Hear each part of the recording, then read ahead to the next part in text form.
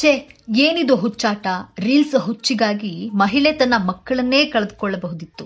Likes, ಕಾಮೆಂಟ್ಸ್ಗಾಗಿ ಜೀವವನ್ನೇ ಪಣಕ್ಕಿಟ್ಟು ಅಪಾಯಕಾರಿ ಸಾಹಸ ಮಾಡುವುದು ಎಷ್ಟು ಸರಿ?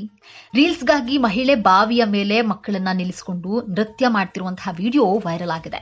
ಸೀರೆ ಉಟ್ಟ ಮಹಿಳೆಯೊಬ್ಬರು ತನ್ನ 2 ಮಕ್ಕಳೊಂದಿಗೆ ಬಾವಿಯ ಅಂಚಿನಲ್ಲಿ ನಿಂತಿರೋದನ್ನ ನೀವಿಲ್ಲಿ ನೋಡಬಹುದಾಗಿದೆ. ಭೋಜ್ಪುರಿ ಹಾಡು ಪೇ ಆಗ್ತಾ ಇದೆ. ಅವರು ನೃತ್ಯ ಮಾಡಲು ಪ್ರಾರಂಭಿಸ್ತಾರೆ.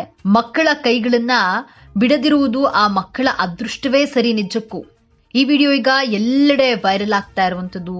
ಈ ರೀತಿಯ ಒಂದಷ್ಟು ಹುಚ್ಚಾಟಗಳನ್ನ ನಾವು ಆಗಾಗ ನೋಡ್ತಾ ಇರ್ತೀವಿ. ಸಾಕಷ್ಟು ಇದು ಹುಚ್ಚುತನ ಅಂತಾನೆ ಹೇಳಬಹುದು. ಈ ರೀತಿಯ ಘಟನೆಗಳು ಪ್ರತಿ ಬಾರಿ ಜನರನ್ನ ಕೆರಳಿಸುವಂಥದ್ದು. ಅಂದ್ರೆ ಮಕ್ಕಳ ಜೀವದ ಜೊತೆ ಆಟ ಆಡ್ತಾ ಇರುವಂಥದ್ದು ತಾಯಿ, ಜೊತೆಗೆ ತನ್ನ ಜೀವವನ್ನು ಕೂಡ ಪಣಕ್ಕಿಟ್ಟು ಆ ಬಾವಿಯ ಹಂಚಿನಲ್ಲಿ ನಿಂತು ನೃತ್ಯ ಮಾಡ್ತಾ ಇರುವಂಥದ್ದು. ಅಂದ್ರೆ ರೀಲ್ಸ್ ಯಾವ ಮಟ್ಟಿಗೆ ಕ್ರೇಜ್ ಅನ್ನ ಹುಟ್ಟಾಕ್ತಿದೆ ನೋಡಿ.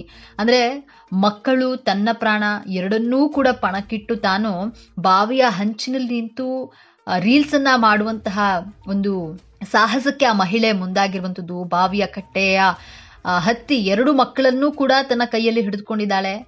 ಜೊತೆಗೆ ಡಾನ್ಸ್ ಅನ್ನ ಮಾಡ್ತಾ ಇರುವಂಥದ್ದು. ಈ ವಿಡಿಯೋ ನಿಜಕ್ಕೂ ಕೂಡ ಬೇಸರವನ್ನ ಉಂಟು ಮಾಡುತ್ತೆ. ಅಂದ್ರೆ ಎಲ್ಲಿದೆ ನಮ್ಮ ಜನಗಳಿಗೆ ಬುದ್ಧಿ, ಎಲ್ಲಿ ಹೋಗಿರುತ್ತೆ? ರೀಲ್ಸ್ಗಾಗಿ ಈ ರೀತಿ ಹುಚ್ಚಾಟಕ್ಕೆ ಯಾರಾದ್ರೂ ಮುಂದಾಗ್ತಾರಾ ಅನ್ನುವಂತಹ ಒಂದಷ್ಟು ಪ್ರಶ್ನೆಗಳು ಕಾಡುವಂಥದ್ದು. ಯಾಕಂದ್ರೆ ತಾಯಿಗೆ ಮಕ್ಕಳಿಗಿಂತ ದೊಡ್ಡದು, ಮಕ್ಕಳ ಜೀವಕ್ಕಿಂತ ದೊಡ್ಡದು ಬೇರೆ ಯಾವುದೂ ಇರೋದಿಲ್ಲ.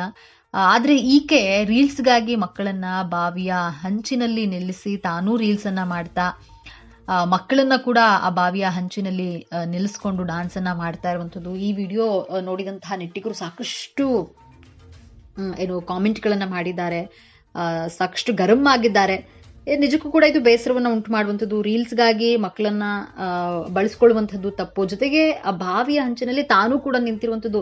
ಅಂದ್ರೆ ನೃತ್ಯ ಮಾಡ್ತಾ ಇದ್ರು ಕೂಡ ಆಕೆ ಮಕ್ಕಳನ್ನ ಬಿಟ್ಟಿಲ್ಲ. ನಿಜಕ್ಕೂ ಕೂಡ ಅದು ಮಕ್ಕಳ ಅದೃಷ್ಟ ಅಂತಾನೆ ಹೇಳ್ಬಹುದು. ಒಂದು ಚೂರು ಏನಾದ್ರೂ ಆಯ ತಪ್ಪಿದ್ರೆ ಬಾವಿಯಲ್ಲಿ ಮಕ್ಕಳು ಬೀಳುವಂಥದ್ದು, ಜೊತೆಗೆ ಆಕೆ ಕೂಡ ಬೀಳುವಂತಹ ಸಾಧ್ಯತೆಗಳಿದೆ. ಈ ವಿಡಿಯೋ ನೋಡಬಹುದು ನೀವು ಯಾವ ರೀತಿ ಇದೆ ಅಂತ. ಅಂದ್ರೆ ಒಂದು ಜವಾಬ್ದಾರಿ ಇರುವಂತಹ ತಾಯಿ ನಡೆದುಕೊಳ್ಳುವಂತಹ ರೀತಿನ ಇದು ಅನ್ನುವಂಥದ್ದು ಎಲ್ಲರ ತಲೆಯಲ್ಲೂ ಕಾಡುವಂತಹ ಪ್ರಶ್ನೆ ಆಗಿದೆ.